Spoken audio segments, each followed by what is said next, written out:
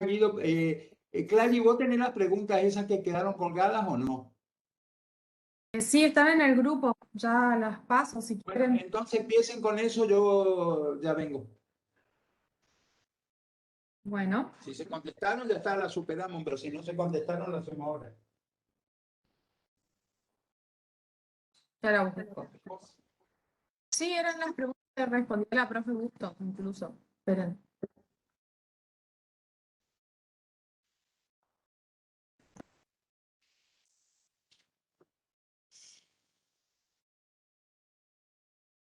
Las consultas dicen, buenas tardes. Entre los Ariandi, encuentro que para modificar aspectos esenciales del contrato, ejemplo, categoría y remuneración en menos. Ya están contestadas. Sí, están contestadas acá están contestadas en el aula virtual también, ¿no? Acá en el grupo sí están respondidas. Todas estas preguntas están respondidas en el aula. ¿Cuándo es la otra mesa?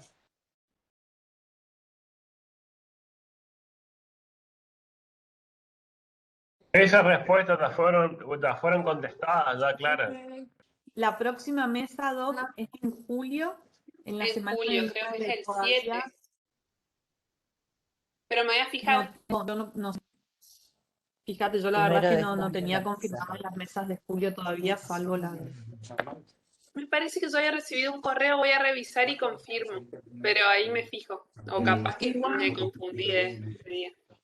Sí, ahora nos fijamos. Igual no hay preguntas nuevas, ni en el grupo de WhatsApp, ni en el aula virtual.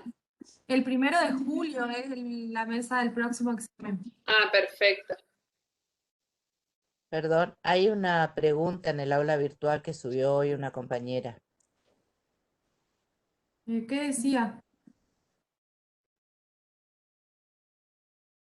Pero ¿Qué miraron decía? la Que virtual y no vieron ninguna. sí, esta mañana temprano, bueno, A ver, yo reviso ahora por las dudas.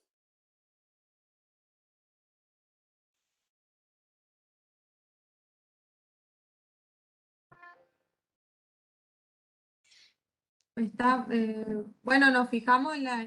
¿Vos te fijás ahora, Vero, mientras tanto? Que si la luz que nos avisó sabe cuál es la pregunta, que nos diga. Me voy fijando y yo cualquier cosa la aviso si quieren ir arrancando. Si quieren, empecemos con la pregunta esa que quedaron pendientes de la clase del 24 que no se dio. Ya están respondidas, doctor. Nos avisó la doctora Bustos y nos avisó Guido. Perdón, la doctora Bustos contestó unas preguntas que hizo un alumno, dos preguntas, pero no eran lo de esa clase, eran otras. Por eso quiero verlas. ¿Podemos bueno. acceder a eso o no? Si no Sí. podemos acceder, lo dejamos. Sí, yo la estaba leyendo, pero la doctora Bustos me dijo acá que hay ya... una pregunta en el Benítez Guillermo, a ver. En la que está en el aula la pasó Benítez Guillermo, ahí la puso en el... Ahí copié la pregunta que está en el aula. Ahí la pasó él, pero se me borró otra vez acá. ¿Alguien la puede leer? El caso de adopción. En el caso de vacaciones de menores, ¿es días corridos o laborales según convenio 52 de la OIT? A ver, yo no entiendo. Espera, no es lo que me está preguntando él, ¿es otra cosa? No, esa es la pregunta que yo veo y arriba hay otra. En caso de adopción, ¿rigen los mismos plazos que la licencia por maternidad? Licencia por adopción.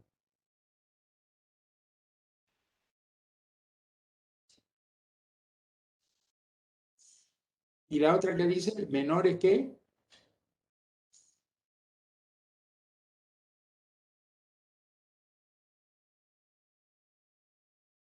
¿Me escucho o no me escucho? Dice, en caso de vacaciones de menores, ¿es días corridos o laborales? Según el convenio 52 de la OIT, dice día laboral. La ley de contrato de trabajo establece días corridos para todas las vacaciones, no hay diferencia. Aunque habría que haber ahí, porque el convenio, a ver, un menor que trabaja es un menor autorizado que se equipara a un mayor. No podría hacerse ninguna diferencia, pero los convenios de la OIT son ley para el país, pero no están recepcionados eso, ¿eh? Porque no es un convenio ese A ver, ese no es un convenio.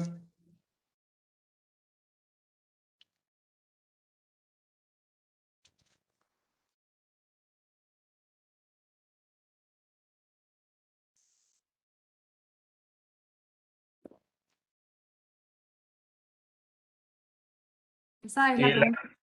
sí, esa es la segunda pregunta. Y la primera pregunta es, ¿en caso de adopción rigen los mismos plazos de licencia para paternidad? No sé. A ver.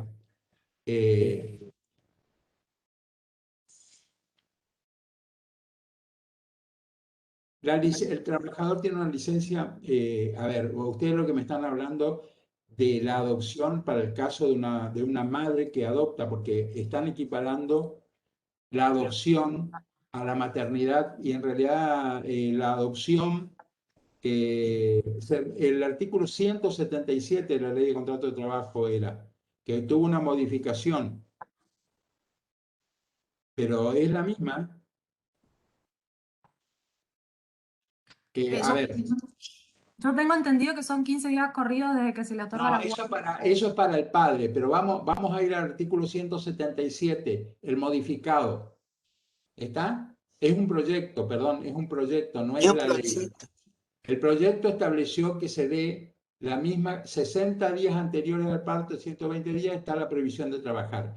Y a ese artículo 177 le agregaron que en caso de adopción, está prohibido prestar servicio durante 180 días, es decir, 6 meses posterior a la notificación de la resolución judicial.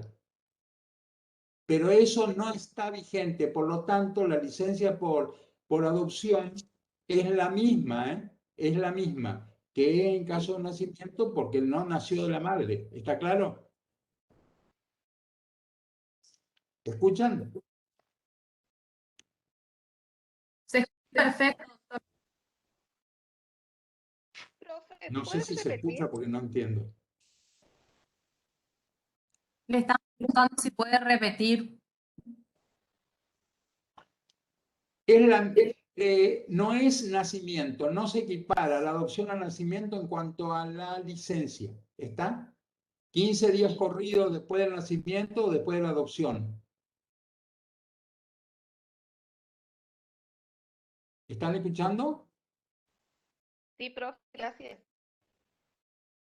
Todavía hay varios proyectos de modificación de la ley de contrato de trabajo por ese tema, pero todavía no está, esa ley todavía no fue tratada para sancionarse, ¿eh? Es un proyecto de ley. Y también hay una modificación del artículo 158, que es las licencias especiales. ¿Está claro? En las licencias especiales se están intentando introducir algunas modificaciones, pero por el momento no existe licencia por adopción equiparable a la de nacimiento. Mejor dicho, la de maternidad, porque es la licencia por maternidad, no por adopción. ¿Algo más?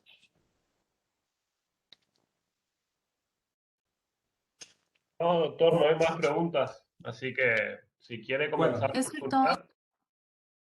¿Qué más? No sé, los alumnos que preguntaron están conformes. El tema de días corridos tampoco está modificado en la ley de contrato de trabajo. Y acá las modificaciones que se hace al régimen de menores, eso que me dicen, yo quiero asegurarme que eso que está mencionando como un convenio de la OI sea un convenio o una recomendación. ¿Podemos aclarar ese tema si tienen Yo número me ahí, voy a ir digamos? fijando mientras, si quiere, doctor, por las dudas.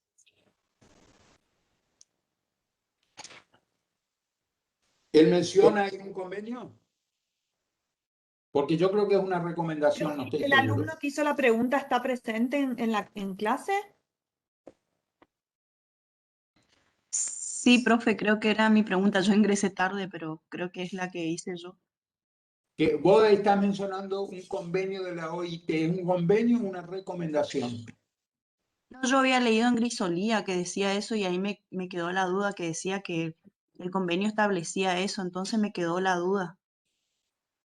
No, yo la verdad que no lo tengo presente, igual no somos infalibles ninguno de los profesores, pero yo no conozco que haya ninguna diferencia entre las vacaciones gozadas por un menor y la de un menor que trabaja, que se equipara absolutamente al mayor con las limitaciones que marca la ley de contrato de trabajo.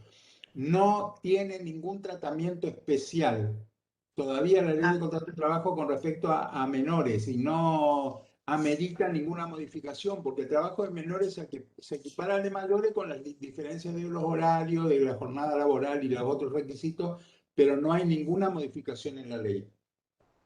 Bueno, profe, bien, gracias. Algo más que quede pendiente, porque recuerdan, yo aclaré que no va a haber después consultas después de estas dos bolillas. Ahí terminamos el dictado de la materia. ¿No hay más preguntas pendientes, temas que no quedaron claros, no hay nada? Doctor, estaba revisando acá lo que pusieron del convenio 52 y habla de las vacaciones. Es uno de los convenios de la OIT y establece respecto de los menores, ahí les comparto un segundito, respecto de los menores, no sé si me quedé, lo apagué, no, acá está. Establece que los, ¿cómo? Tengo que dejar de compartir yo. ¿Querés que deje de compartir? No podés leerlo nomás porque no podés compartir porque está compartiendo mi filmina, a ver. Pero no hay problema, no hay problema. Acá tengo en el artículo 2, dice que los menores de 16 años, incluidos los aprendices, tendrán derecho, después de un año de servicio continuo, a vacaciones anuales pagadas de 12 días laborables por lo menos. Establece, digamos, la diferencia en eso. Pero es uno de los tantos convenios de la OIT, pero sin embargo nuestra ley no tiene ninguna recepción de este. La parte tendríamos que. Bueno, vamos a aclarar esto. El convenio dice 12 días laborables. Orden público laboral. El menor tiene derecho a las mismas vacaciones que tiene una persona mayor. O el menor que trabaja, que en las condiciones de la ley de contrato de trabajo, tiene los mismos derechos. Por lo tanto, 12 días laborables serían los 15 días que marca la ley de contrato de trabajo para el mayor, porque son 2 semanas. ¿Está claro? Incluyendo sábado y domingo serían 14 días y 15 le da nuestra ley y son días corridos, no son días laborales. Ahora, acuérdense ustedes que por convenio colectivo, en su gran mayoría los convenios vigentes han establecido días laborales, como no días corridos, como forma de computar la licencia anual ordinaria.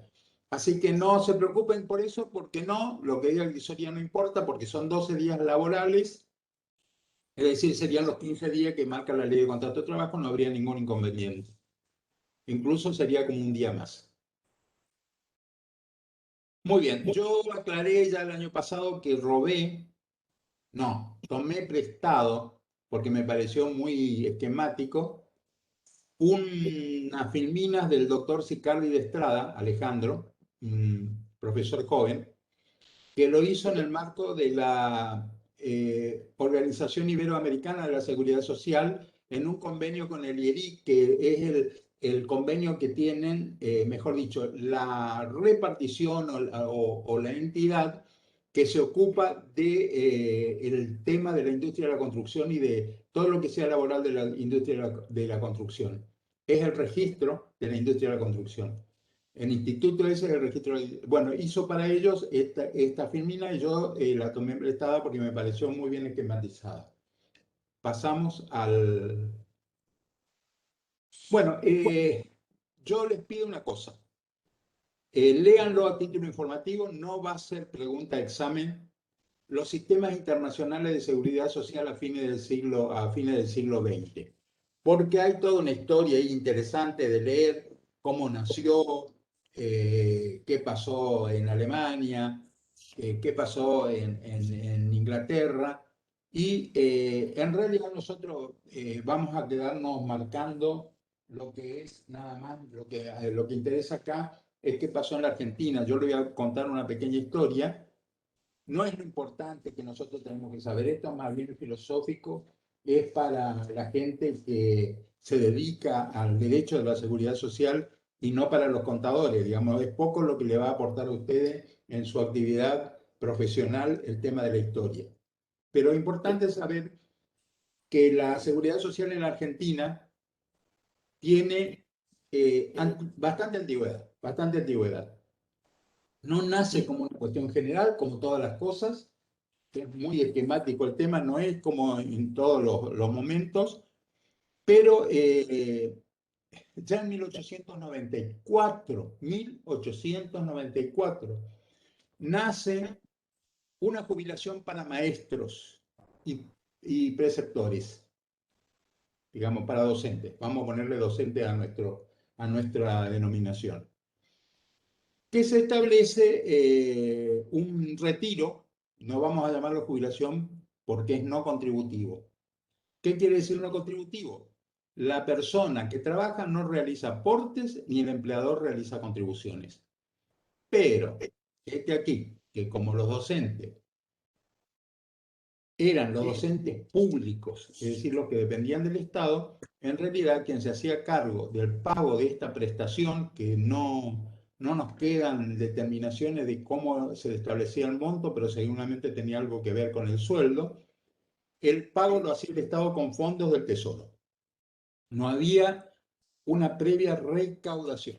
Es viejísimo el tema, ya les estoy diciendo, es 1884. A partir de ahí, no hubo grandes movimientos. Ustedes recuerden que en la parte de los derechos de los trabajadores no hubo mucha evolución en esa época. No era muy común. Los trabajadores estaban más bien sometidos que prestando un servicio a la sociedad. Entonces era muy difícil lograr este tipo de cosas. A mí me gusta siempre aclarar que la seguridad social no nació como una prestación a cargo del Estado, que sí lo contiene nuestra Constitución como uno de los fines del Estado y como una obligación. Los derechos a la seguridad social tienen que ser garantizados por la nación en forma obligatoria.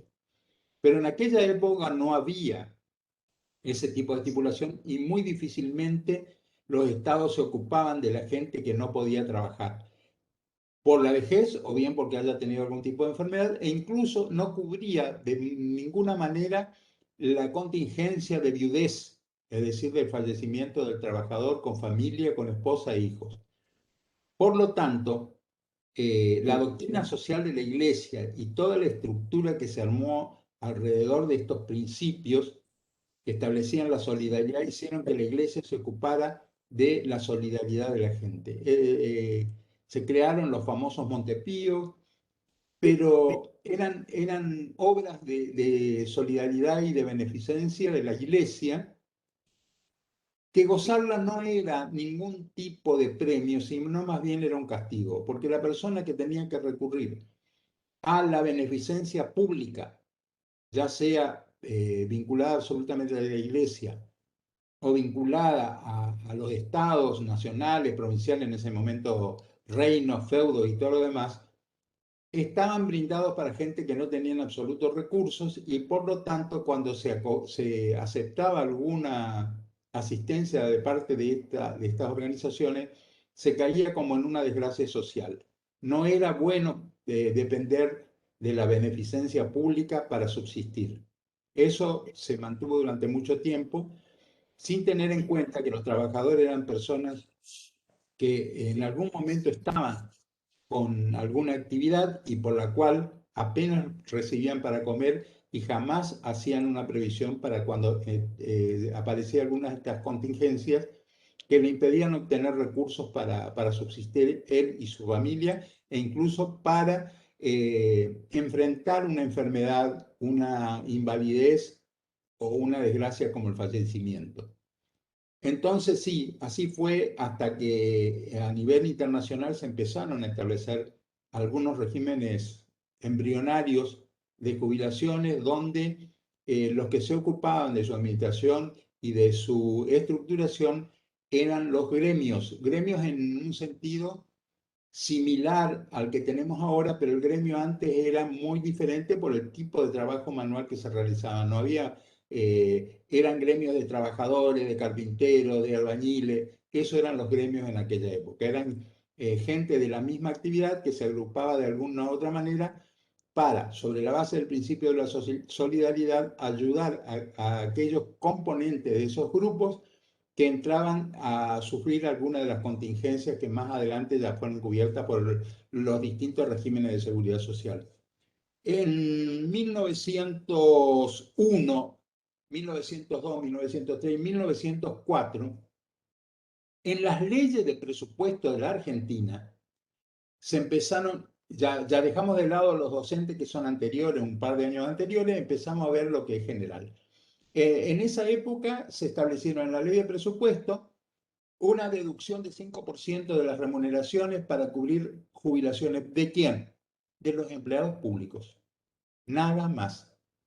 No alcanzaba a los empleados privados y además solamente se le entregaba a aquellos trabajadores del Estado, de cualquier rama, cuyas remuneraciones estaban solventadas con partidas del presupuesto nacional. Entiéndase, 1901 a 1904 estaban establecidas en el sistema en las leyes nacionales de presupuesto. No había una ley especial que creara ninguna caja de jubilaciones. La primera ley que contempla una caja de jubilaciones es la ley 4349, que fíjense cómo se llamaba, Ley de Montepío Civil. Eso fue en 1904. Era la caja civil para los trabajadores de la administración, que es la que estoy hablando, la Administración Pública Provincial, que estuvieran en el presupuesto anual de gasto. Estaban los empleados, por supuesto, el Consejo Nacional de Educación, por supuesto, los empleados de los bancos nacionales, los docentes, los empleados del Consejo Nacional de Educación, los de los servicios públicos, todos entraban ahí. Fue la primera, este es el verdadero embrión, esta ley. Esta ley de 1904 es el primer embrión del régimen previsional argentino, porque en él ya se menciona el sistema como caja. Fue la primera ley que empleó la denominación caja para denominar justamente a la estructura previsional de determinada actividad. ¿Está? Por supuesto que el hecho de que una parte de los trabajadores gozara de prestaciones, de previsiones previsionales, molestó a los otros y hubo una... fíjense, esta es de 1904. Recién en 1912 se produjo una sangrienta y se suele ver en algunas películas. Si estuviera el doctor Flores en este tema ya estaría sacando algún documental o algo.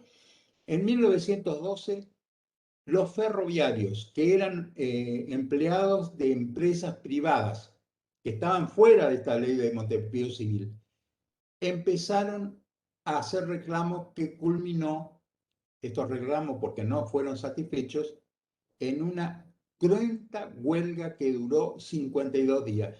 Imagínense ustedes cuando el transporte del país se manejaba por ferrocarril, que durante casi dos meses se suspendieran las actividades porque los trabajadores estaban reclamando el reconocimiento de un régimen de jubilaciones y de pensiones para su gremio. Como consecuencia de eso, por supuesto, estos 52 días de huelga fueron, la verdad, que una presión muy importante, pero ya se dejó planteada la posibilidad de establecer un sistema previsional para este tipo de trabajadores de la actividad privada.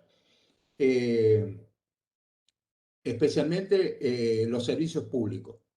En 1915 recién se sanciona la ley de los ferroviarios, la de los maquinistas, y en 1918, primero fueron maquinistas porque eran los que conducían las locomotoras. Si ellos no trabajaban, el resto del personal no podía realizar ningún tipo de tarea.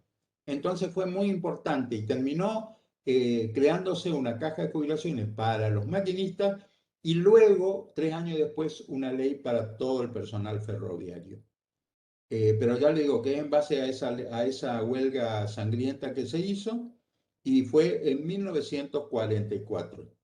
Acuérdense que en esa época los ferrocarriles eran ingleses y a los ingleses no les importaba en absoluto que los trabajadores tuvieran jubilaciones. Ellos ya tenían en Inglaterra sistemas previsionales muy avanzados.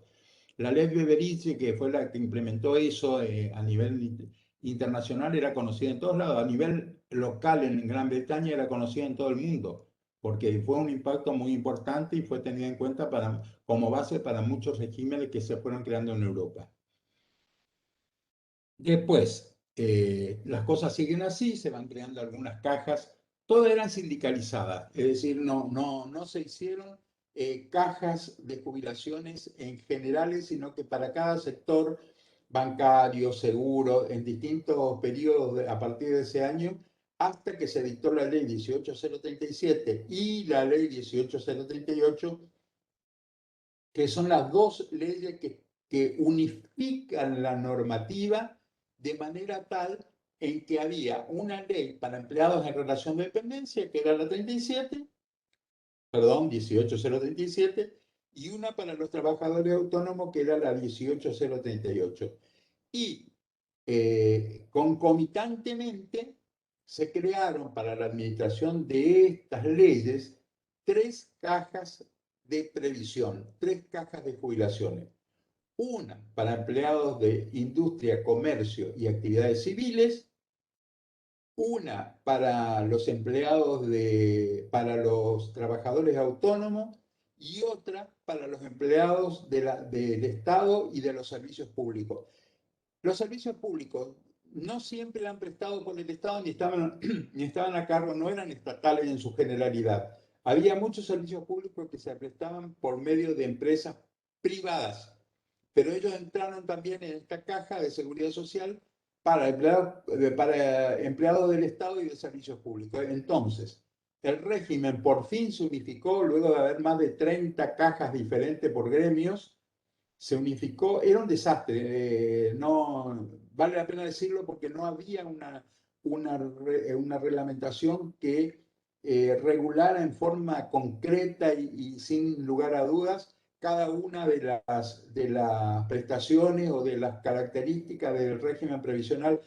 Quiere decir que cada caja de esta cantidad enorme de cajas tenía sus propias reglas y no eran iguales, salvo que se hayan copiado al establecerla. Había muchas parecidas, por ejemplo, seguro bancario y seguro siempre estuvieron juntas y tenían una sola regulación, una sola reglamentación que no era una ley nacional. Pero era muy diferente un régimen de otro en cuanto a edades, la forma de los aportes, cómo se juntaba el dinero para pagar, cómo se remuneraba, el tema de las pensiones, había con respecto a las viudas y a las viudas, había mucha diferencia entre una norma y otra norma porque eran reglamentaciones, algunas aprobadas por los ministerios y la nación y otras directamente dictadas incluso por el Ministerio de Trabajo en ese momento como resoluciones. El tema complicaban bastante la situación de aquellos trabajadores que migraban de actividad. Un trabajador que estaba en la industria de la construcción y después entraba a una fábrica de ladrillo y de ahí se iba tal vez a construir vías o pasaba de construir vías a trabajar en la construcción de rutas o puertos, no tenía una forma regulada, lógica, de hacer valer los servicios y aportes prestados en un ámbito al momento de jubilarse para completar todo y obtener una sola jubilación en algún lugar. Eso motivó que se estableciera un régimen de reciprocidad jubilatoria donde se establecía en qué condiciones y cómo se hacían esos reconocimientos de servicios de otras cajas que en general requerían la transferencia de los fondos acumulados por cada uno de los trabajadores en las distintas cajas, la última o en la que otorgaba el beneficio, que podía ser la última o podía ser la que tuviera mayor cantidad de aportes y años de servicio. Eso se hizo después una ley que rige hasta el momento, que es el convenio de reciprocidad jubilatoria, mediante el cual una persona que trabajó en distintos ámbitos puede hacer valer en el lugar, en el organismo donde va a obtener su jubilación definitiva, todos los aportes y las contribuciones y los años de servicio que tuvo en las otras. Pero bueno, la ley 18037 entonces normatiza y unifica los requisitos para obtener las jubilaciones de aquellas personas que tenían relación de dependencia, y la ley 18038 establece también un sistema de jubilaciones para los trabajadores autónomos con aportes que debía realizar en forma personal. La ley 18.037 forma el fondo previsional con los aportes de los trabajadores, que es un porcentaje de su remuneración, que sería lo que hoy conocemos como el 11% que se le retienen de las remuneraciones cada mes y el empleador debe transferir. Y la otra parte, que son las contribuciones patronales, que corresponde realizar a la empresa empleadora y que también debe depositarlos mensualmente. Así que esas dos leyes se administraron por las tres cajas que le designé hasta la creación de, en el año 68, se unifica todo. Las leyes siguieron vigentes, pero se crea, como después vamos a ver en los principios, que es conveniente que esté todo unificado y que haya una gestión única de todo el sistema y no haya una disgregación de organismos que se ocupan del tema. Eso después se unifica en una entidad nueva que se creó. Primero fue el Instituto Nacional de Seguridad Social en la época de Alfonsín, y luego pasó a ser lo que conocemos hoy día como ANSES. El ANSES se crea absorbiendo todas las cajas, las tres cajas de jubilaciones, todas las cajas de asignaciones familiares, que eran 4, había una por cada rubro. Acuérdense que los trabajadores autónomos no tenían caja de asignaciones familiares, porque hasta el día de hoy el trabajador autónomo, el monotributista, no tienen derecho a percibir asignaciones familiares de ninguna especie, sino que es solamente para los trabajadores en relación de dependencia. Todo eso, más lo que era la Dirección Nacional de Recaudación Previsional, que era el organismo que se ocupaba de controlar que los empleadores realicen las retenciones y las depositen y hagan sus contribuciones y las depositen, más otro organismo que se llamó en su momento la Dirección Nacional de Medicina Social, que era lo que hoy sería como, por ejemplo, las comisiones médicas, porque eran las que determinaban las incapacidades para las prestaciones por invalidez.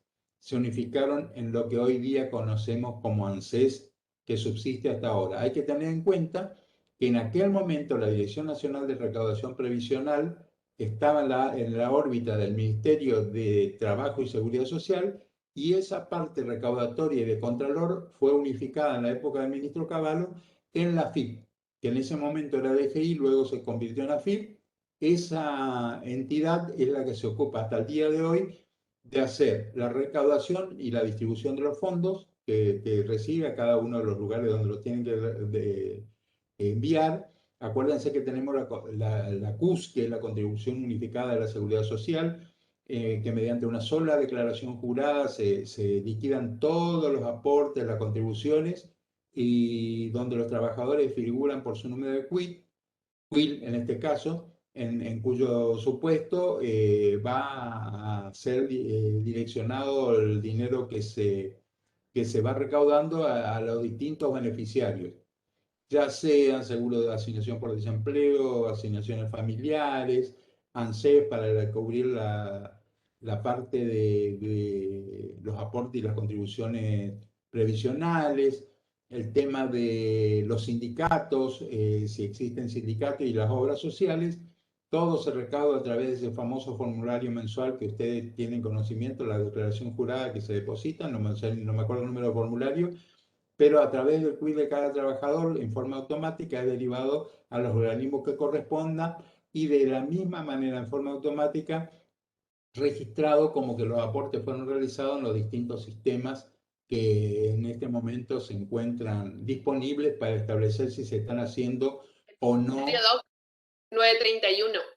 El 931, ahí la doctora contadora sabe perfectamente. En el 931 está todo, gracias a ese formulario, más la plata que se deposita en los bancos, la DGI se maneja para hacer luego las derivaciones, que es en tiempo real, no se queda con ningún centavo la DGI, inmediatamente a medida que va ingresando, va haciendo el goteo a los distintos sectores que le corresponde percibir esos aportes y esas contribuciones. Acá esto habla de las contingencias sociales, los subsistemas de seguridad social, Los subsistemas son los que estamos hablando. Un subsistema es el régimen previsional, que habla de jubilaciones, retiros y pensiones. Y después tenemos todos los otros que vamos viendo, que son, por un lado, las obras sociales, por otro lado, el Fondo Nacional de Empleo para cubrir la asignación. También entra como la vamos a ver en la parte de asignaciones familiares, pero en realidad es un seguro de desempleo bastante diferente, ya que no es general, no beneficia a todo el mundo. Ese es otro subsistema. Entonces tenemos el subsistema de jubilaciones y pensiones, tenemos el subsistema de asignaciones familiares, tenemos el subsistema de obras sociales.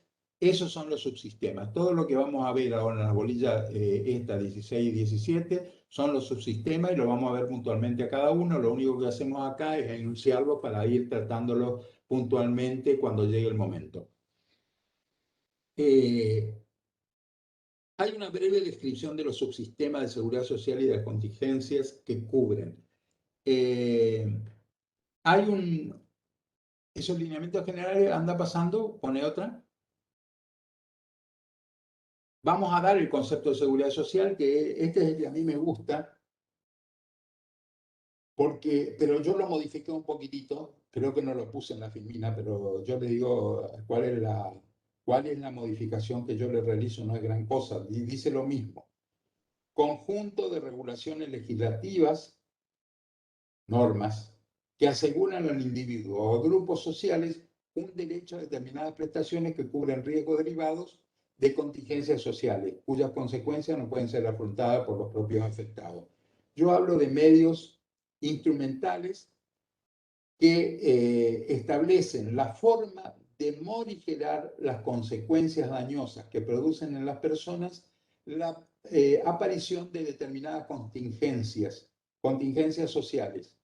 Contingencias que la vamos a ver después en un cuadrito, que lo tengo aparte, Guido, ahora vamos a ver cómo hacemos. ¿Alguno lo tiene ahí para cargarlo? Bueno, no importa. Ahora lo ponemos. Sí, tienen el de las contingencias y tienen la clasificación de la contingencia y después tienen todas las contingencias que se presentan y cuáles son los remedios que existen para paliar cada una de ellas. Pero bueno, estas contingencias pueden o no presentarse inexorablemente y no hay forma en que se puedan evitar. Es decir, si se producen, no pudimos de ninguna manera tratar de evitarlas. Vamos a ser más claros en cuanto a los ejemplos. Una enfermedad, si me puedo poner la vacuna, igual me agarra el COVID, por lo tanto una enfermedad es previsible, pero no es inexorable y en realidad la mayoría de las veces no puedo en absoluto evitarlas.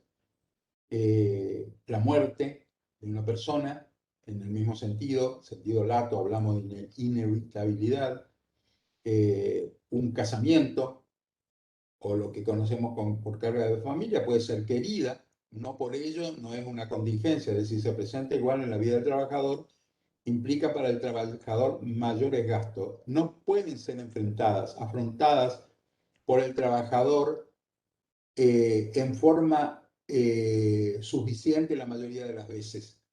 ¿Por qué? Porque ya su vida está estructurada, sus ingresos están estructurados, su trabajo está realizado para un transcurrir normal de su existencia. No para decir, bueno, mi esposa está embarazada, y nosotros ya hicimos las previsiones, pero tampoco pudo prever que iban a ser trillizos. ¿No es cierto? Ese tipo de cosas es la imprevisibilidad. Tiene mucho que ver acá la naturaleza. Esta definición está bien. El conjunto de regulaciones legislativas, estas regulaciones legislativas pueden establecer mecanismos, instrumentos para que las personas que están enfrentando o se encuentran dentro de una contingencia social tengan un respaldo de los subsistemas de seguridad social para que le ayuden a superar estos trances. Otra, Filmina.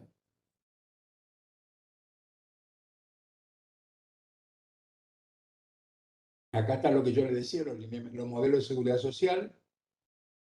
estoy hablando de Alemania, yo le expliqué a Alemania, el canciller von Bismarck a fines del siglo XIX fue el que logró que en Alemania se establecieran algunos procesos para cubrir las contingencias de enfermedad. Por ejemplo, había un seguro, y es viejito, 1883. Después, en 1884, Bismarck también estableció un seguro por accidente de trabajo. Acuérdense que estamos en plena revolución industrial y la siniestralidad por razones de trabajo en los lugares o con motivo de la realización de las tareas generaban una cantidad importante de accidentes de trabajo, porque tampoco estaba tan aceptado lo que era la prevención, como sí lo tenemos hoy a través de las distintas leyes de higiene y seguridad en el trabajo. Otra. Doctor, acá tengo un cuadrito de las contingencias, si quiere que lo pasemos. Bueno, ahora déjalo porque tenemos que sacar los modelos de esto para que vos puedas compartir lo otro. Perfecto. ¿Eh? Bueno, acá los modelos de la seguridad social tienen lineamientos generales, casi esto a nivel internacional, ¿no es cierto? Nosotros no vamos a mencionarlo a título informativo o de curiosidad, pero no lo vamos a tomar. Lo que interesa a los contadores es conocer qué pasa acá en la Argentina, qué pasa en nuestro país, qué es lo que existe, qué es la realidad actual. No nos interesa mucho la historia y todo lo demás, nada más que esto para que ustedes tengan un poco de cultura general con respecto a una temática pero tan importante y trascendente para el estado de la seguridad del país y de las personas, de lo que es la seguridad social. Los seguros sociales originariamente fueron establecidos por ley, como hoy día también siguen siendo establecidos por ley. Acuérdense que yo les dije que antes de que salgan la unificación de las normas jubilatorias, con las dos leyes que le hablé y con otras leyes que establecieron la unificación de las asignaciones familiares y todo lo demás, fue todo en el mismo proceso, estaban establecidos por cualquier tipo de normativa, no necesariamente por una ley. La obligatoriedad sí es una característica importante porque no es voluntario que una persona se incorpore a un régimen de seguridad social. Acá, por el hecho de estar en curso en la actividad laboral, ya tiene la obligatoriedad de estar incorporado al sistema. Es sectorial, originariamente era para trabajadores industriales y hasta el día de hoy también es sectorial, pero tiene las características para todas las actividades. Hay una financiación tripartita, hay casos en que no hay contribución, es decir, ¿quién es? Y yo les explico ahora rápidamente por qué es tripartita.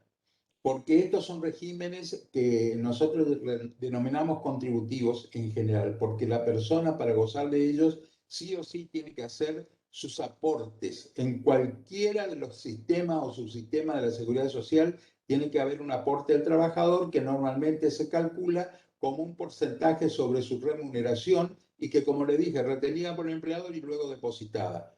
La otra parte que contribuye es la empleadora, que es con la contribución patronal, que también se saca como un porcentaje sobre la nómina salarial de los trabajadores empleados. Y la tercer pata, por supuesto, es la del Estado Nacional, que está contribuyendo a paliar el déficit, porque como después vamos a conversar en algún momento, no alcanza lo recaudado para cubrir todas las prestaciones. Entonces, nuestro régimen en general es un régimen que se denomina asistido. ¿Por qué?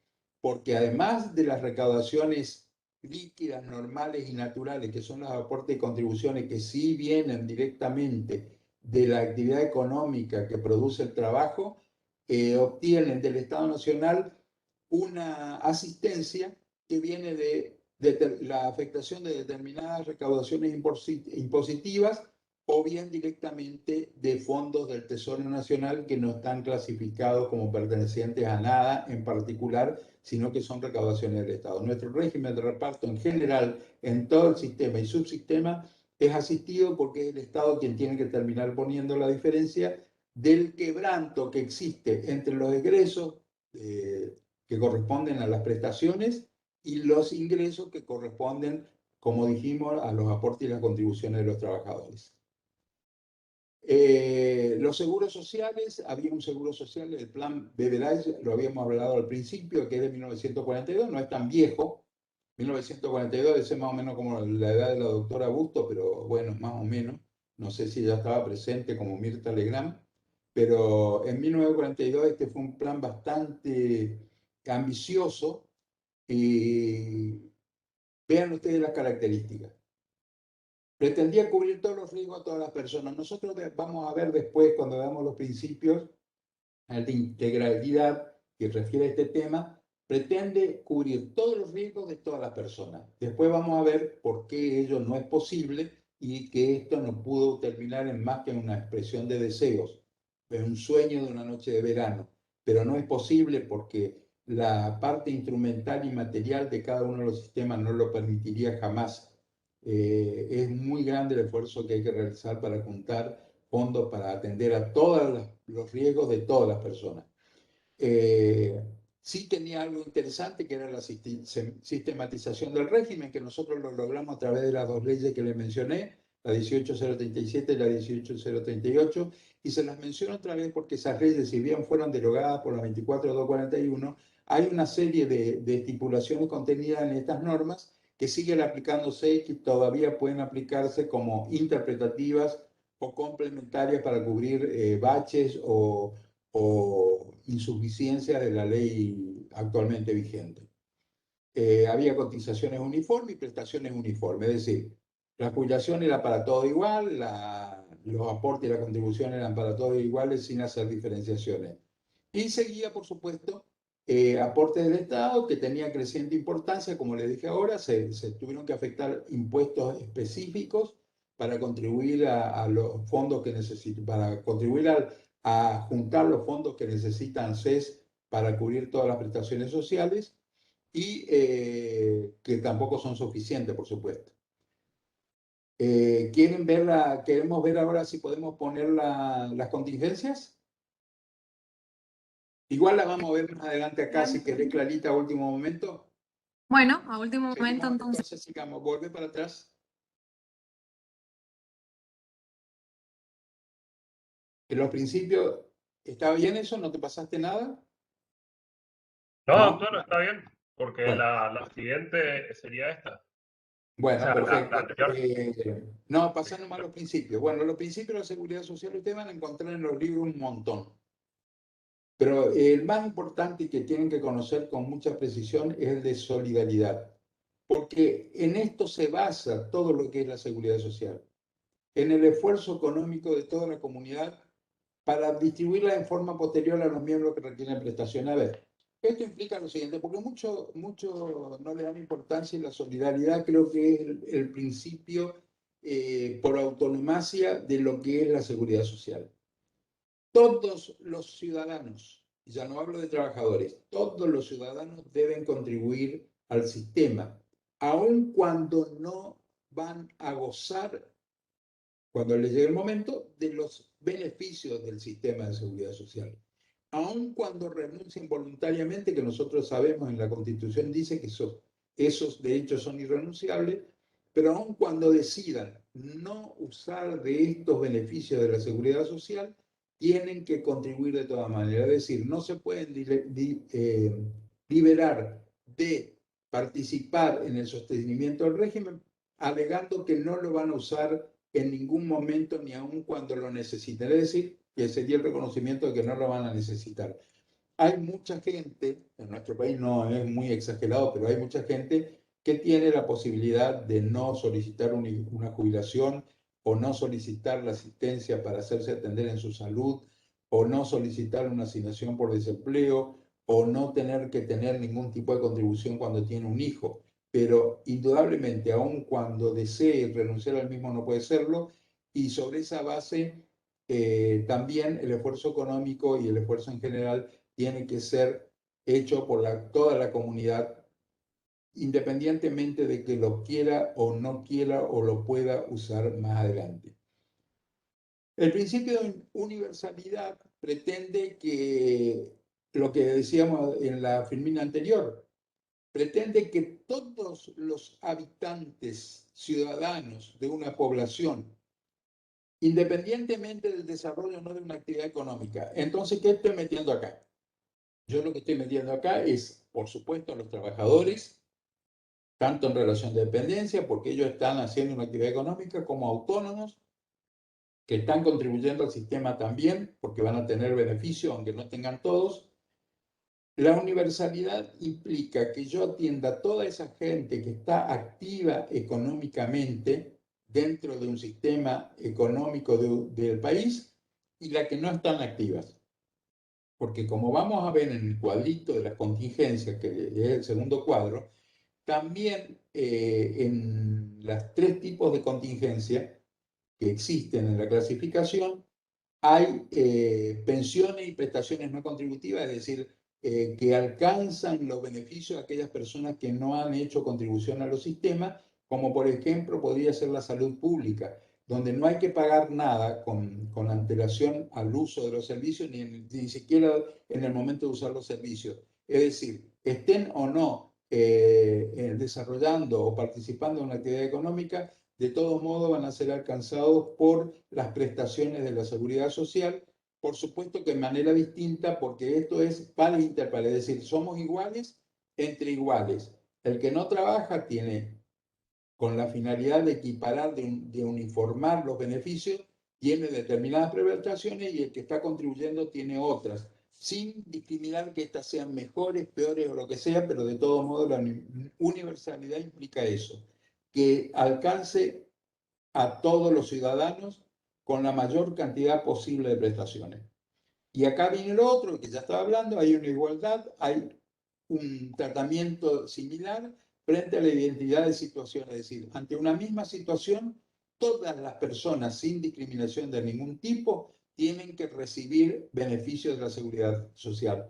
No necesariamente exactamente los mismos, pero sí en género tienen que recibir estas prestaciones. Otra idea.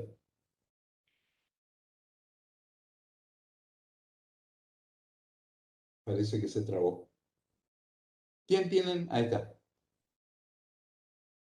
Sigamos. El de subsidiariedad, y no se les ocurra decir, como a los muchachos se les ocurre por ahí porque no tienen idea, el Estado solo actúa en forma subsidiaria.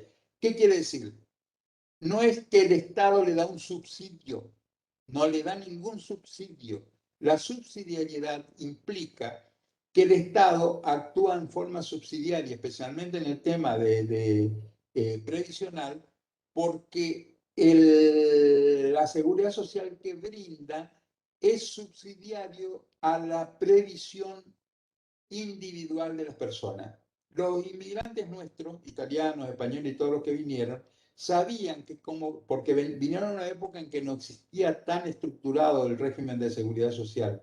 Entonces sabían que ellos tenían que venir a trabajar durante toda su vida útil, mientras se lo permitiera el cuerpo y la mente y el espíritu, trabajar mucho, mucho, mucho para empezar a acumular riqueza de forma tal que el día que cumplieran la edad y no pudieran trabajar más porque ya no podían hacerlo por razones físicas o psíquicas, ellos tenían asegurada por la previsión individual, por su propia decisión y por su propio esfuerzo, tener recursos o bienes que le producían renta para cubrir sus necesidades. El Estado actúa en forma subsidiaria, es decir, que el Estado no reemplaza en absoluto la previsión individual. Lo que pasa que con el transcurso del tiempo y de los años y de las distintas situaciones que nosotros vamos cíclicamente atravesando como país en el régimen económico financiero y la situación económica de cada una de las naciones, cada vez se hace más difícil la autoprevención o la autoprevisión. Entonces, prácticamente el Estado, en muchísimos casos, lo que ha hecho, en vez de ser subsidiario, es ser la única fuente de ingresos para aquellas personas que han perdido la posibilidad de generarse ingresos y medios de subsistencia. Pero los sistemas están pergeñados como ser subsidiarios en cuanto a lo que el Estado tiene que prestar a la previsión particular que pudo haber hecho cada persona durante su vida económica útil. La integralidad era de lo que hablábamos antes, la cobertura abarca desde la concepción hasta el fallecimiento de la persona, con efecto a incluso después del fallecimiento, como en el caso de las pensiones previsionales, donde al haber muerto el trabajador, de todos modos no se abandona. El régimen previsional no abandona a sus hijos menores y a sus viudas o viudos. Entonces, la integralidad implica que se alcance con la cobertura durante toda la historia de vida de una persona. Y que además se trate de alcanzar con los regímenes, con los servicios previsionales y de seguridad social a la mayor cantidad de personas, como ya lo decimos, y con la mayor cantidad de prestaciones que sea posible. Volvemos a la irrenunciabilidad por aplicación de la cláusula operativa constitucional, es decir, la cláusula del artículo 14 que dice beneficios de la seguridad social irrenunciables es una cláusula operativa, no necesita ninguna reglamentación para estar operativa en absoluto, sino que por eso es operativa, por sí misma no necesita reglamentación para implementarla, no se admite la renuncia a este tipo de derecho, es decir, la persona no puede renunciar a un derecho previsional adquirido, sí podría no solicitar, porque por supuesto que no se lo dan en forma automática, lo tiene que tramitar y solicitar algún beneficio, pero puede no solicitarlo, pero una vez que está, no puede renunciar al goce, es decir, no hay una posibilidad de que la persona voluntariamente lo diga. Bueno, ¿seguimos? Esto es más de lo mismo, crecimiento y crisis. Cuando termina, ustedes van a notar ahora que en 1945 termina la Segunda Guerra Mundial, ya no hay más conflictos así universales. Después viene la década del 70 y viene un desfinanciamiento, porque claro, era lo que yo les explicaba, los recursos no alcanzan por diversas cuestiones que ahora vamos a mencionar. Otra.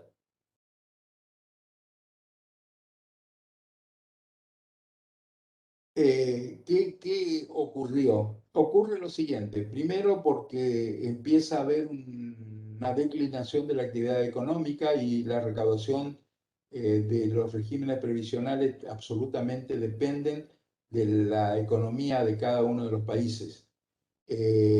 Empezaron a incrementarse los aportes, pero ¿qué produjo eso?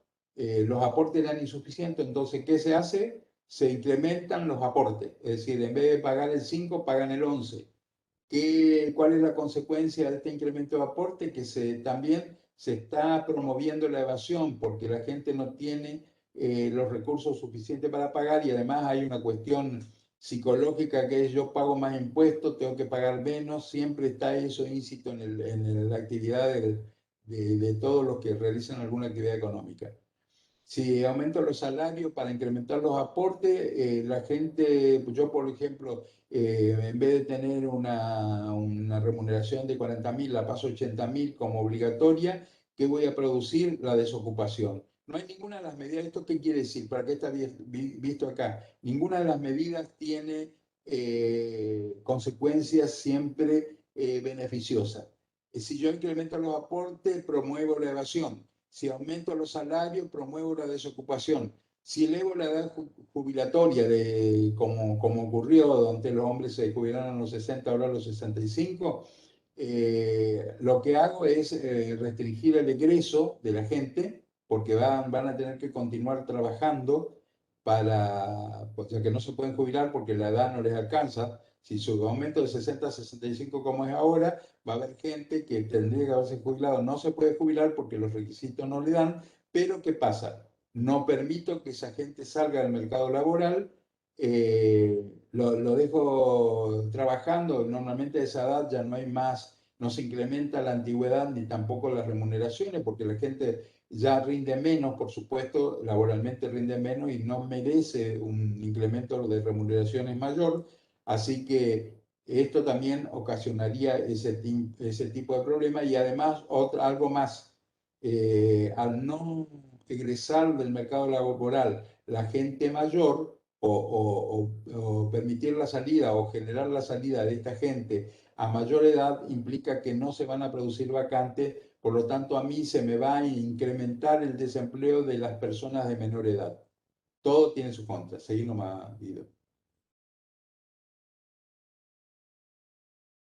A fines del siglo XX se vieron algunas historias. Se crearon regímenes de capitalización que produjo crisis financiera e inestabilidad. ¿Qué quiere decir? El sistema que nosotros vamos a estudiar y que tenemos actualmente vigente es un régimen de reparto. El régimen de reparto implica que con lo recaudado en un mes, yo tengo que estar en condiciones de solventar todos los beneficios que debo pagar en ese mismo periodo temporal, es decir, mediante el transcurso del mes. Lo que yo recaudo durante el mes de mayo me tiene que servir para cubrir los pagos de las prestaciones vigentes en el mes de mayo. Eso quiere decir el régimen de reparto. Por eso intentó modificarse el sistema mediante el régimen de capitalización que duró desde 1994 hasta recientemente, porque se hizo una ley que derogó todo en el 2009. Aumenta el costo del sistema porque hay entes privados de gestión, no es el Estado el que gestiona, sino que se puso a cargo de lo que nosotros conocíamos como administradora de fondos de jubilación y pensiones, que era sociedades anónimas, que para este trabajo cobraban unas comisiones.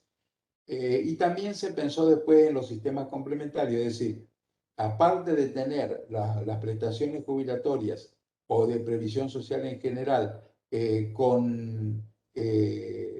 exclusivamente con el régimen obligatorio establecido, se permitían sistemas complementarios, como yo le voy a mencionar el nivel salud, por ejemplo, las prepagas, la empresa de medicina prepaga, que mediante una cuota hacen la cobertura de las prestaciones médicas, y también con el régimen de capitalización, porque cada trabajador financiaba sus prestaciones en parte con lo acumulado con sus aportes. Así que tampoco funcionaba y por eso tuvo que derogarse en el 2009. Las contingencias sociales y los subsistemas de seguridad social era lo que habíamos hablado antes. Las contingencias sociales, acá está la clasificación y la que ustedes tienen que, y el concepto, son eventos que provocan una necesidad económica, sea por disminución o pérdida de los ingresos habituales o por generación de gastos adicionales. ¿Qué quiere decir eso? Si yo me enfermo, no puedo trabajar, pero además tengo más gastos porque tengo que tratar de curar mi salud. El desempleo porque pierdo los ingresos habituales porque perdí mi trabajo. O por la generación de gastos adicionales como sería el nacimiento de un hijo. Vamos a otro. Entonces, eventos que provocan una necesidad, y como está ahí en la filmina, acá está, Clary, acá está la Así es. tablita de la clasificación, así que no la vamos a usar. Perfecto. Las contingencias sociales y esta clasificación tiene bastante importancia porque nosotros sobre la base de su calificación es que la vamos a ir estudiando después. Biológicas, patológicas o económico-sociales. Yo pongo económico y también le agregué sociales en mi cuadrito. Entonces tenemos tres tipos, la biológica, la patológica y económico-sociales. Las biológicas son, entre comillas, naturales. La maternidad es una cuestión natural, la vejez también, porque nadie queda para semilla, y la muerte también, porque nosotros somos finitos, sabemos que en algún momento vamos a desaparecer de este mundo cruel. Las patológicas ya tienen que ver con otro tipo de problemática que hacen ataques que tiene el individuo con algún tipo de factor externo que no tiene nada que ver con las anteriores biológicas que son naturales. Estas son excepcionales y no necesariamente todas las personas tienen que pasar por ellas. Por ejemplo, son los problemas de enfermedad, acá se pone salud porque queda más lindo, pero son los problemas de enfermedades, y los accidentes de trabajo, enfermedades profesionales. Porque las otras enfermedades que nosotros bastante vuelta dimos en los exámenes y en el desarrollo del programa, cuando hablamos de enfermedades inculpables, son aquellas enfermedades normales que se presentan sin participación ni sean atribuibles al ambiente o a la actividad laboral. Y las económicas, las cargas de familia y el desempleo. Por eso le puse económicos sociales. La carga de familia, ahí entraría el matrimonio, el nacimiento, la asignación por hijo y todo lo demás, eso lo vamos a ver en otro cuadro. Adelante. Vamos a hacer ahora un paneo por los distintos regímenes, la descripción de los subsistemas de seguridad social y de las contingencias que cubren. Que después yo les voy a pasar en la próxima clase, van a tener el cuadro donde está muy bien explicado y que con eso van a capear para estudiar esta bolilla, va a servirles muchísimo. El sistema único unificado de seguridad social está compuesto por el Régimen Nacional de Jubilaciones y Pensiones, actual Sistema Integral Previsional SIPA, administrado por ANSES, Ley 24.241 y sus reformas. La tienen en el programa las leyes. El Sistema Nacional del Seguro de Salud, que está administrado por la Superintendencia de Servicios de Salud, y las obras sociales, que son los agentes del Sistema Nacional del Seguro de Salud. Hay dos leyes que regulan el Sistema Nacional del Seguro de Salud y las obras sociales. Lamentablemente están numeradas al revés, pero no importa, sabemos que están creadas por leyes y que estas leyes establecieron un organismo que es la Superintendencia de Servicios de Salud, que es la que se ocupa del control y la administración de lo que es el funcionamiento de las obras sociales. Con respecto al PAMI, es decir, a los jubilados, que es la obra social más grande del país, porque cubre a todos los pasivos que se hayan jubilado en la nación. Es el Instituto Nacional de Servicios Sociales para Jubilados y Pensionados, cariñosamente apocopado como PAMI, prestación, bueno, ya ni me acuerdo, prestación médica integral. Es lo que hoy día se conoce como PAMI. Miramos otro. Entonces acá tenemos ya la mayoría. El Sistema Único de Seguridad Social tiene el Fondo Nacional de Empleo, también administrado por ANSES, que ustedes saben que es para cubrir la contingencia de desempleo que se le produce a una persona que estando en actividad laboral pierde su trabajo sin tener responsabilidad en ello, es decir, despido sin causado o algún otro tipo de cesación que no tiene que ver con la voluntad o la culpa del trabajador. El régimen de asignaciones familiares administrado por ANSES, que habla de la asignación por esposa, solamente la cobran los jubilados, la asignación por hijos, la escolaridad, el nacimiento, el matrimonio, son asignaciones familiares que están administradas por ANSES. Después tenemos otras que no están en el Sistema Unificado Único de Seguridad Social, que está aparte porque ¿con qué objetivo? No para sacarlo del contexto, sino porque tiene un grado de complejidad en cuanto a su administración y su contralor que necesita algo independiente. Y además hay que tener en cuenta que acá en el régimen de riesgo de trabajo participan entidades civiles privadas que son las administradoras, las aseguradoras de riesgo de trabajo, que son sociedades anónimas y que tienen el controlor de la Superintendencia de Riesgo de Trabajo. Es una superintendencia parecida a la que tiene la de Obras Sociales, que tiene solamente acá la facultad y la atribución y la obligación de controlar el funcionamiento de todo el sistema. Esto es para riesgos de trabajo, que son accidentes de trabajo y enfermedades profesionales, es decir, las consecuencias que generan las personas, justamente el hecho de haber tenido un accidente en el ámbito de trabajo o en el ejercicio de su actividad laboral, o contraído alguna enfermedad que tiene estricta relación con la actividad laboral que realizaba y que es una consecuencia justamente de ella, que se presentan, no obstante que nosotros tenemos un sistema muy afinado de seguridad y higiene en el trabajo, que lo que pretende es evitar justamente este tipo de, ustedes ya vieron eso, este tipo de problemas. Tenemos la ley de higiene y seguridad en el trabajo y todas las reglamentaciones que justamente tienen la finalidad de evitar la producción de este tipo de enfermedades. Después tenemos, también por aparte, pero lo administra el Registro Nacional de Trabajadores Rurales y Empleadores, el RENATRE solamente en el caso de los rurales. El resto de las prestaciones por desempleo la administra ANSES. La única que tiene aparte es los trabajadores rurales, y hay otro desempleo que es el desempleo de los trabajadores de la industria de la construcción, que más bien que desempleo es un sistema de indemnización por cese. Otra.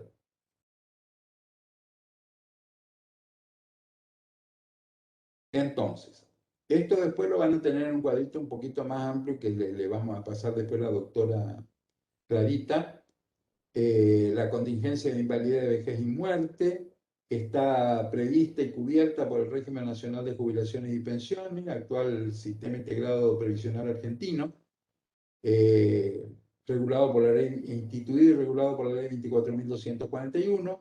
La salud está atendida por el PAMI, Instituto de Servicios Sociales para Jubilados y Pensionados, mediante la ley 19.032. Ustedes van a ver cuando liquidan sueldo que todos los trabajadores activos de todas las actividades contribuyen con el 1% de su remuneración a este fondo de los jubilados. Por eso también es un poco asistido este sistema, ya no con fondos del Estado solamente, sino también en forma solidaria con el aporte de todos los trabajadores, sea cual sea su actividad. Y el Seguro Nacional de Salud, con el régimen de obras sociales, ve como yo le decía, hay una ley 23.661, está mal numerada. Al llevarla se equivocaron del número. El Seguro Nacional de Salud está regulado por la ley 23.660. Por la ley 23.660, que tendría que haber sido el número de la ley del seguro de salud, porque las obras sociales son los agentes del seguro de salud. Entonces, primero se enumeró la ley que regula las obras sociales y después la que regula el contexto donde las mismas se desempeñan y prestan su actividad. Pero no importa eso, las leyes están y son esas dos. Los accidentes laborales están cubiertos o contemplados en la ley, en el régimen de riesgo de trabajo, y también enfermedades profesionales, que es la 24.557 con sus respectivas reformas. El desempleo lo tienen instituido por una norma que ustedes es bastante conocida, bastante cara, que es la 24.013, porque también habla del salario mínimo vital. Y móvil también habla de algunas indemnizaciones, es decir, tiene es una ley media ómnibus donde varias cosas se instituyen y donde también se crea el Fondo Nacional de Empleo y la asignación por desempleo.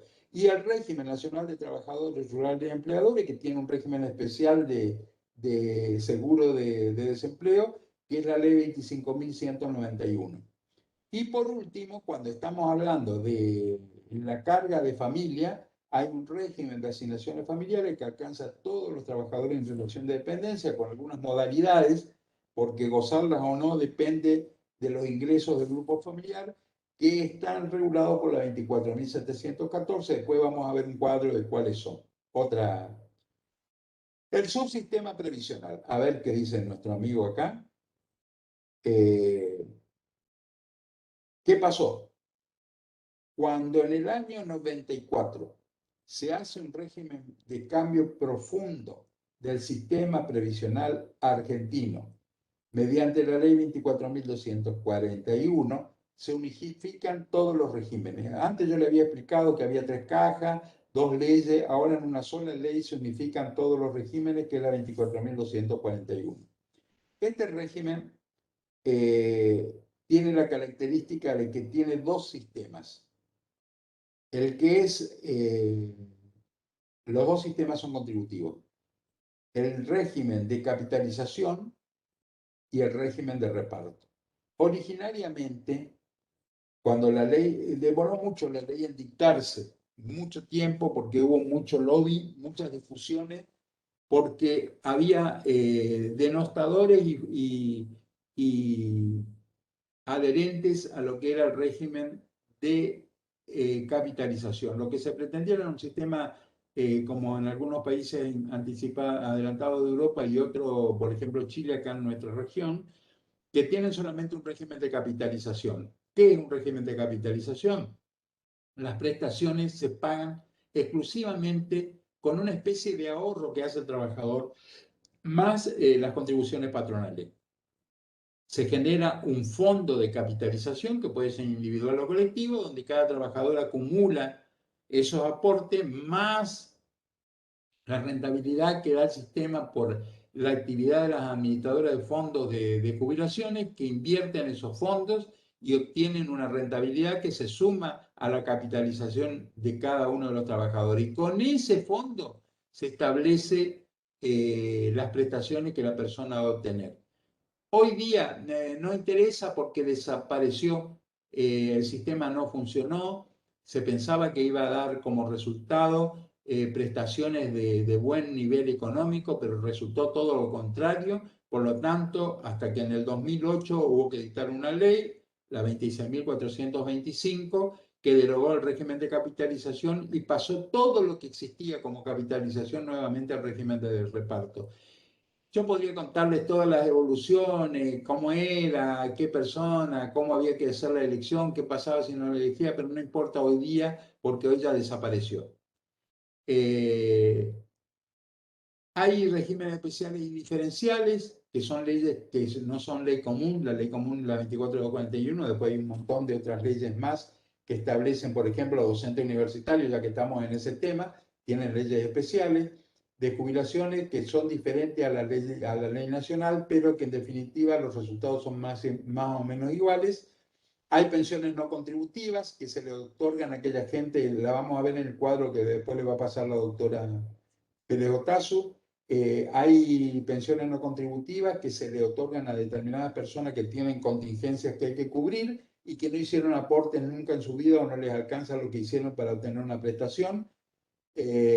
Incluso hay una que es la prestación para adulto mayor que viene de ANSES, pero esas pensiones no contributivas se manejan a través de otro ministerio y de otro fondo. Y hay regímenes profesionales provinciales para contadores, abogados, bioquímicos, médicos, arquitectos, ingenieros, que son cajitas más chicas que funcionan en cada provincia porque es facultad de las provincias establecerlas. En el Chaco tenemos un montón, 9 tenemos en el Chaco y a nivel nacional hay un montón. Y también están las cajas provinciales porque la ley 24.241 excluyó del régimen nacional de previsión a las provincias que tenían sus propias cajas de seguridad social, como lo son en nuestro caso Chaco, Corrientes, Formosa y Misiones, tienen sus propias cajas. Nosotros tenemos el Instituto Provincial de Seguro y Préstamo, conocido como ISEP, Instituto de Previsión Social para empleados de la provincia. También hay en Corrientes y también hay en Formosa, para lo que nos interesa, y en Misiones. También hay casos, 11 provincias y la Ciudad de Buenos Aires, que en el régimen de un convenio nacional optaron porque estaban muy maltrechas sus cajas y le generaban un déficit que debía cubrirse con fondos genuinos de cada una de las provincias. Tomaron la determinación, gracias a un pacto durante la gestión del ministro Cavallo, de pasar sus cajas previsionales a la Nación, a ANSES directamente, derogándose la posibilidad de que esos trabajadores públicos provinciales pudieran continuar con una caja provincial. El tema es que solo 11 provincias lo aceptaron y, lógico, esas jubilaciones eran prácticamente lo que hoy podríamos llamar del privilegio, porque los trabajadores públicos de las provincias se jubilaban con un montón de beneficios en cuanto a disminución de edad y aumento. Casi todas tenían el 82% móvil, por lo tanto tenían movilidad automática sobre el salario de los trabajadores en la actividad, y eso generaba cada vez más y más déficit. Nosotros acá en la provincia de Chaco todavía seguimos con ese sistema, y bueno, ANSES a las provincias que no transfirieron sus regímenes previsionales los asiste económicamente para cubrir los déficits de sus respectivas cajas, el régimen, el déficit global que le produce el pago de este tipo de asignaciones móviles, que es bastante importante porque equipara el sueldo prácticamente a un 82% de los trabajadores en actividad, aumentándose en forma automática cada vez que hay una movilidad en cuanto a los activos. Bueno, son las 4:30 ya. ¿Querés pasar otra, Filmina? Bueno, ahora vamos a ver, acá volvemos para atrás la historia, pero lo vamos a ver a partir de la próxima, ¿está? Vamos a ver, acá hay una, con más detalle de lo que yo dije al principio, hay un pequeño reconto, pasa a otra. La que sigue. Acá van a ir viendo la distinta, la de 1904 que yo le hablé, empleado y funcionario, todo esto está en la filmina, así que no hace falta que ustedes se pongan a romperse la cabeza. Bueno, hasta acá llegamos. Seguimos la próxima clase, también con la misma bolilla, porque no lo terminamos siquiera. ¿Alguien tiene algo que objetar? No. Bueno.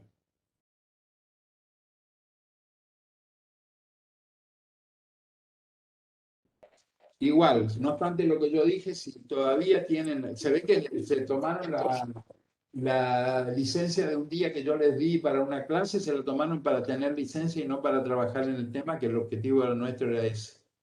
Así que esperamos que el 1 de julio tengan contestadas todas las preguntas, lo van a tener que contestar por su propia cuenta si no usan de nuestra amabilidad de aclararles cuestiones oscuras. Así que igual, la próxima clase tienen mañana martes y el miércoles a la mañana para ponerse a ver qué necesitan que se les aclare. Nosotros antes de continuar con el desarrollo de esta unidad 16 vamos a contestar las preguntas y desarrollar los temas que ustedes nos pidan que aclaremos. ¿Está? Bueno, nos vamos entonces. Dejo de grabar entonces.